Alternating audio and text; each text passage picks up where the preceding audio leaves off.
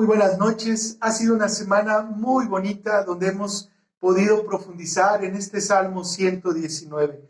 Y terminamos esta semana así como la iniciamos, estudiando la bendita palabra de nuestro Dios. En esta noche vamos a rescatar 3 aspectos que nos servirán a darle el lugar correcto a nuestro entorno y la influencia que tenemos de él, ya que a veces no entendemos lo que pasa, no sabemos cómo nuestro Dios está obrando o de qué manera nos quiere enseñar. Todos pasamos por esta etapa. El primero se refiere al sufrimiento, pero ¿qué hacer cuando nos visite ese tipo de eventualidades o ese tipo de pruebas de parte de nuestro Dios?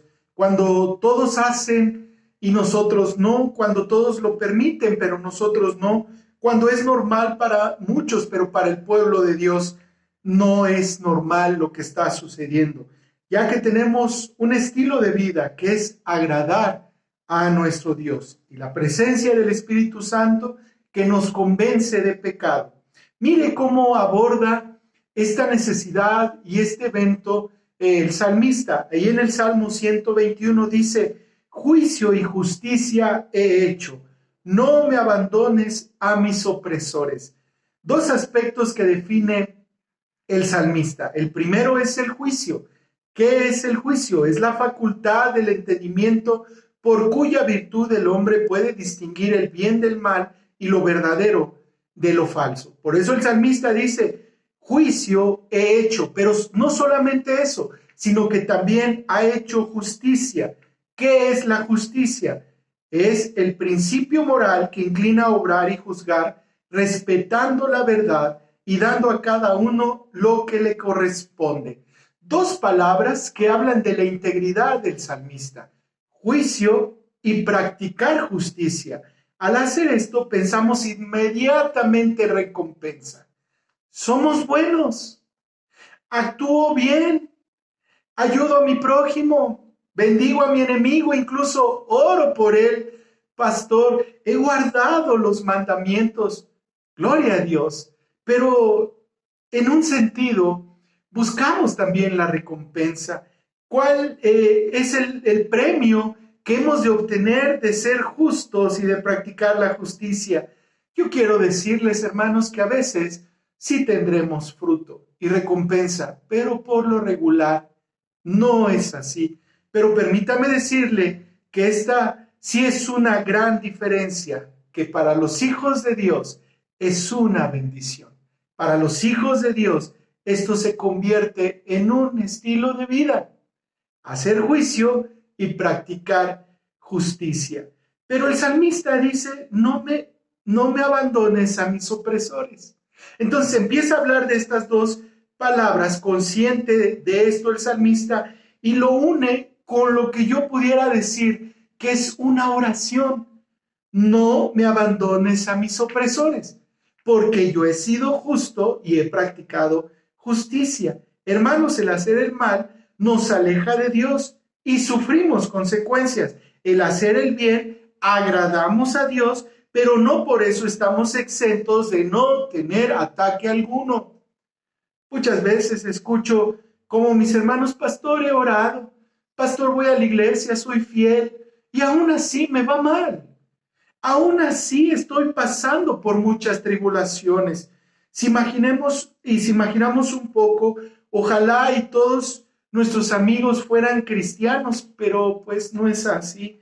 Toda nuestra familia fuera cristiana, pero tampoco es así. Y aunque lo fuera, hermanos, hay diferencias. Aunque esto fuera una realidad, hay desacuerdos. Entonces, cuando dice el salmista: no me abandones a mis opresores, está diciendo: cuídame, protégeme, consuélame, apártame, guárdame. Eso es lo que está diciendo el salmista, que no deseaba tener el abandono contra aquellas personas que le atacaban. Entonces, ¿qué tenemos que hacer? La solución está en los siguientes versículos, que es la segunda parte y el aspecto a tratar en esta noche. Los versículos que vamos a leer del 22 al 26 nos dicen lo siguiente: 122 al 126. Afianza a tu siervo para bien, No permitas que los soberbios me opriman. Mis ojos desfallecieron por tu salvación y por la palabra de tu justicia.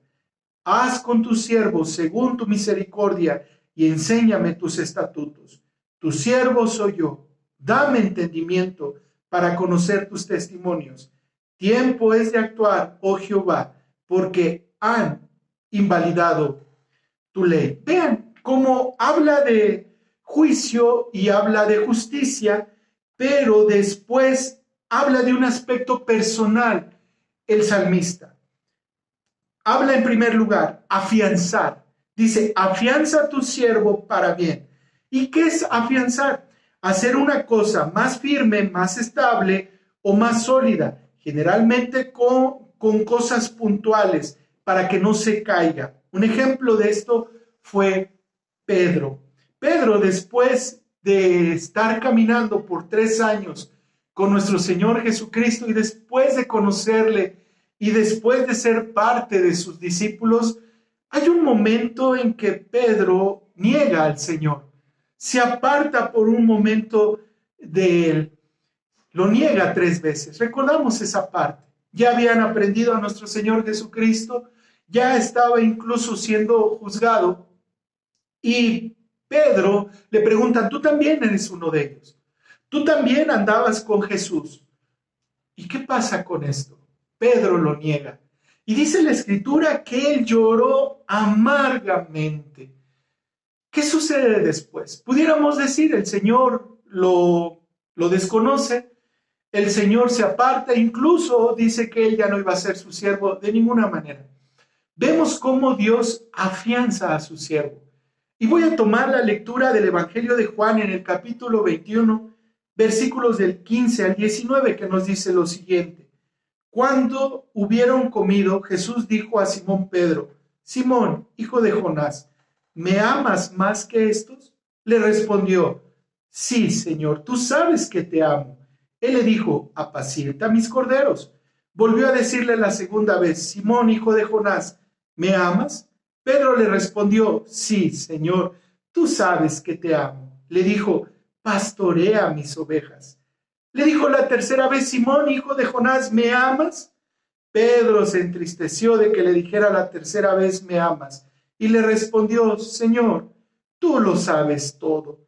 Tú sabes que te amo. Jesús le dijo, apacienta mis ovejas.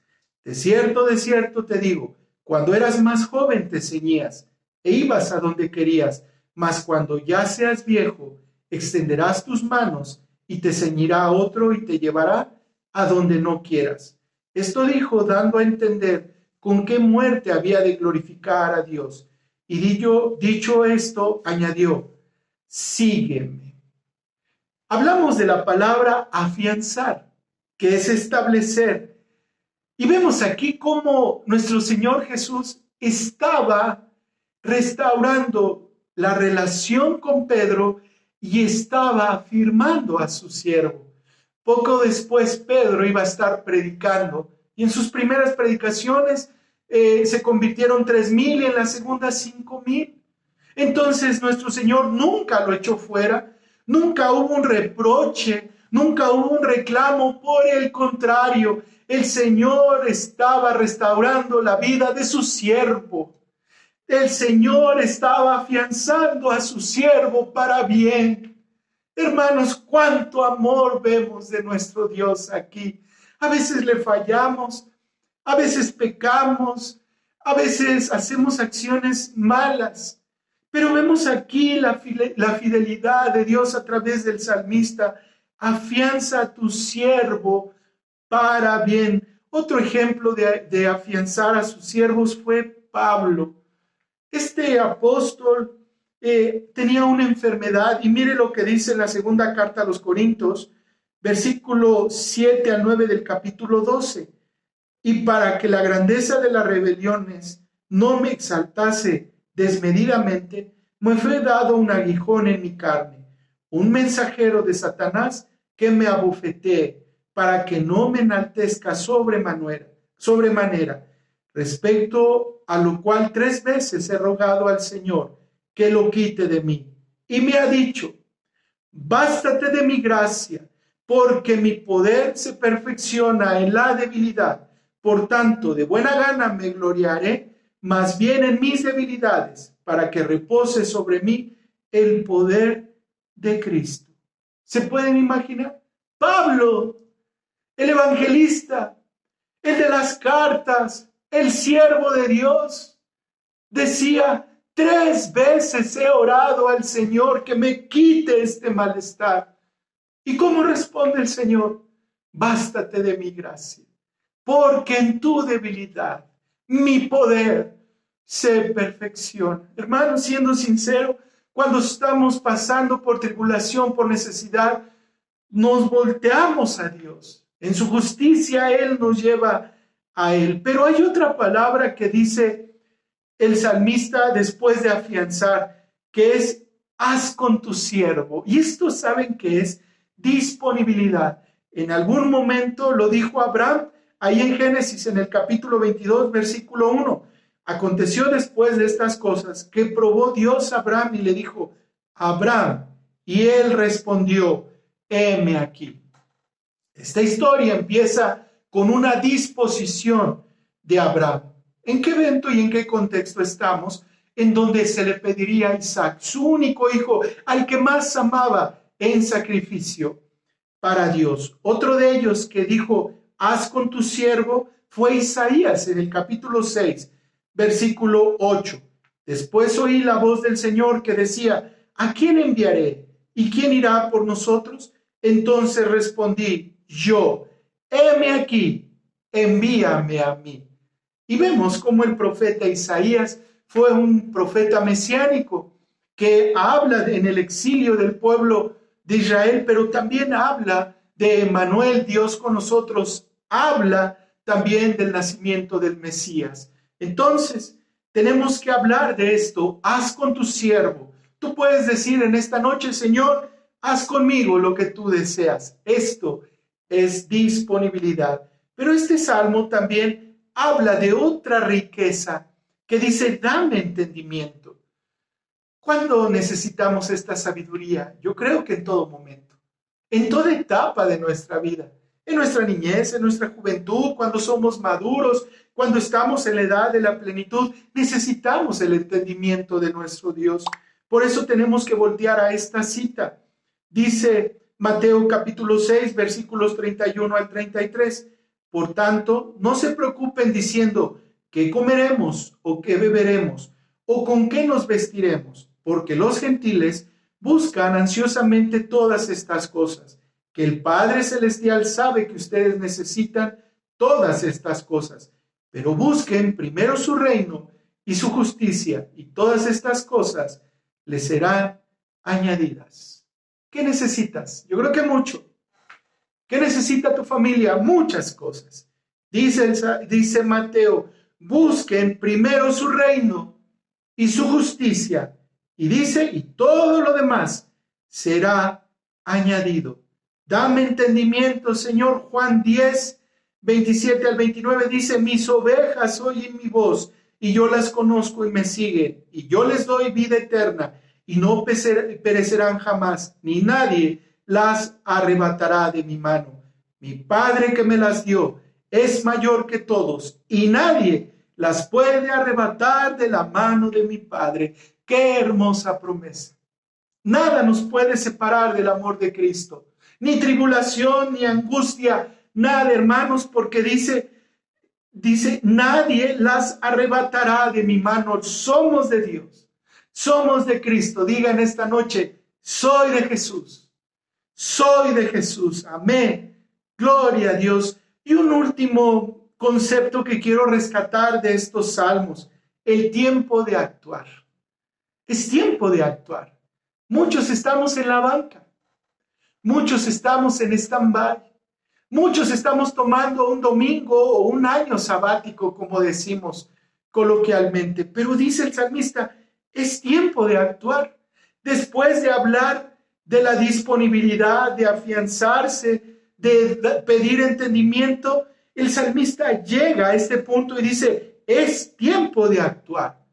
Es el tiempo, es tu tiempo, es mi tiempo, es el tiempo de establecer el reino de Dios, engrandecer su obra, ensanchar su territorio. Mateo en el capítulo 11, versículo 12 dice, desde los días de Juan el Bautista hasta ahora, el reino de los cielos sufre violencia y los violentos lo arrebatan. Entonces, ¿qué habla de esto? Iniciamos hablando de juicio y justicia que el salmista había hecho.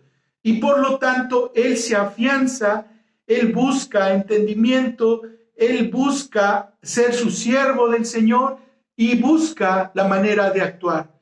Pero termina con una tercera parte, que es el tema de nuestro estudio. Los versículos 127 y 128. Dice, por eso he amado tus mandamientos más que el oro y más que oro muy puro. Versículo 128. Por eso estimé rectos todos tus mandamientos sobre todas las cosas y aborrecí todo camino de mentira. La conexión que utiliza el salmista, por eso, es una afirmación. Si ustedes leen las cartas de Pablo, hace un planteamiento y después dice, por esto, por tanto. Aquí el salmista dice, por eso habla de todo lo que previamente había dicho. Por eso dice, tengo la justificación y habla de tus mandamientos. He amado tus mandamientos más que el oro y más que oro muy puro. Hoy por hoy, hermanos, las reservas de naciones, el metal, el oro es muy preciado. En el tiempo del salmista era por igual. Vemos cómo el templo se construyó y muchas partes eran de oro. Aquí dice el salmista, yo amo tus mandamientos más que este metal tan preciado por el mundo, que este valor que puede darle la gente o incluso guerras, naciones por tenerlo. Entonces el salmista dice, oro como algo de valor, pero los mandamientos tenían más valor para el salmista. Nuestros hermanos de la antigüedad morían abrazados en el circo romano, temerosos, angustiados porque morían desde los mayores hasta los niños. Ellos morían abrazados, pero ellos nunca negaron su fe. Esteban, siendo apedreado, tenía miedo y él orando vio el cielo abierto y dijo al Señor, no le tomes en cuenta este pecado. Los mandamientos de Dios, hermanos, son tan lindos, tan puros, tan fuertes que convierten nuestra alma, que convierten la perversidad de un hombre incrédulo y lo santifica en la palabra de Dios. ¿Qué hace nuevo todo, hermanos? De algo sucio, lo convierte en limpio, de algo despreciable, lo convierte en digno, de lo que desecha el mundo para Dios. Sus ministros, son sus hijos, son sus levitas que cantan, son los misioneros que van a la brecha,